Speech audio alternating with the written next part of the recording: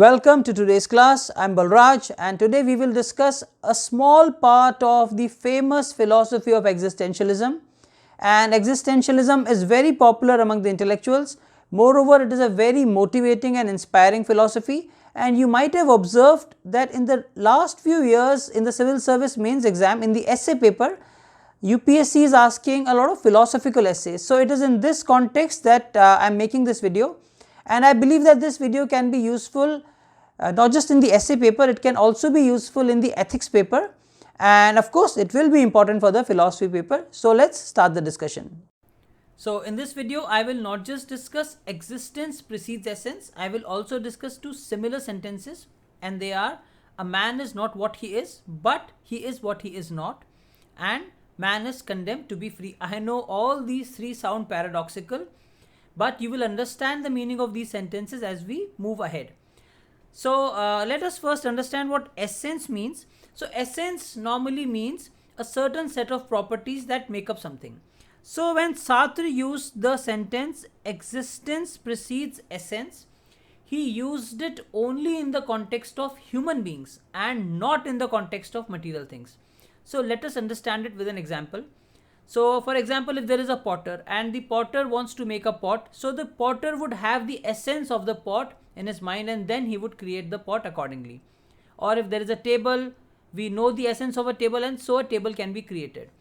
But in the context of human beings, Sartre says that they first come into existence and then they create their essence. So let us understand it with a few examples. So for example, if there is someone who wants to become a painter or a musician, or if you are preparing for civil services and if you want to become an IAS officer, so you can exercise your free choice and you can start studying and then you can become an IAS officer. Or if you want to become a painter, you can start painting and then you can become a painter.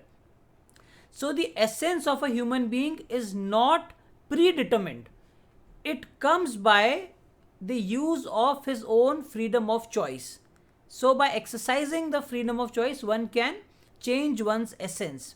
So in this context, if you remember, I said a man is not what he is, but he is what he is not. So this means that whatever you have been till now, it does not necessarily determine your future. So even if you have been something till now, you can change it. You can change your essence by exercising your free will, and then you can become something else. So in this context, Sartre says that we have the freedom to do whatever we want to do. But there is one thing that I want to clarify. Success is not equitable with freedom. Success depends on a lot of other circumstantial situations and circumstances. So you should not confuse success with freedom of choice. So it does not mean that if someone is preparing for the civil service exam and if one has freedom, one would necessarily become an IAS officer, because success depends on certain other situational factors as well. So do not confuse success and freedom, because success has a lot of other variables.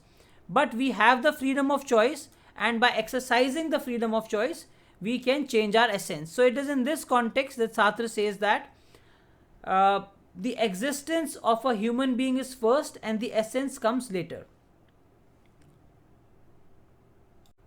So Sartre, by using this concept of human beings not having a fixed essence, tries to establish the freedom of human beings. So he says that this way human beings are always free because they do not have any fixed essence.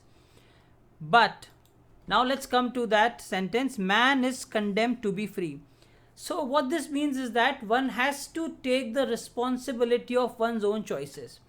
And even if someone says that one does not take any decisions and therefore one is not free, but then not taking a decision is also a decision, and that is a free choice of the human being. Are you understanding this?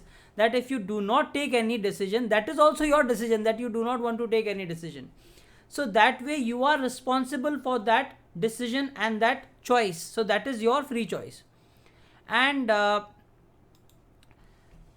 if one has this freedom of choice, so one has to take the responsibility of this freedom, even if the circumstances are very compelling. So let's consider an example. For example, if you are a police officer and even if you get orders from above to control the crowd, and by carrying out your duty, if certain people get injured, it is still your responsibility, because you took your decision to hurt the people. So you cannot hold anyone else responsible. So it is still your responsibility, and you have to take the responsibility of your actions. And sometimes because of this, people can develop some anguish. And Sartre has used a term called bad faith in this context. So by bad faith, what Sartre means is that sometimes people start deceiving themselves by thinking that they do not have a free choice, but they should not forget that even not exercising their free choice is their free choice. People do this because of the fear of outcome of the free choice, that if they do something, something wrong may happen. So but this not exercising the free choice is also their free choice. So they have to take the responsibility of taking their own decision. So I hope this video was of some use to you. I know I've discussed it very briefly, but I hope you've had some idea of what Sartre was trying to say in Existence Precedes Essence. So if you liked the video, please subscribe to my channel and please stay tuned. I will upload more such videos.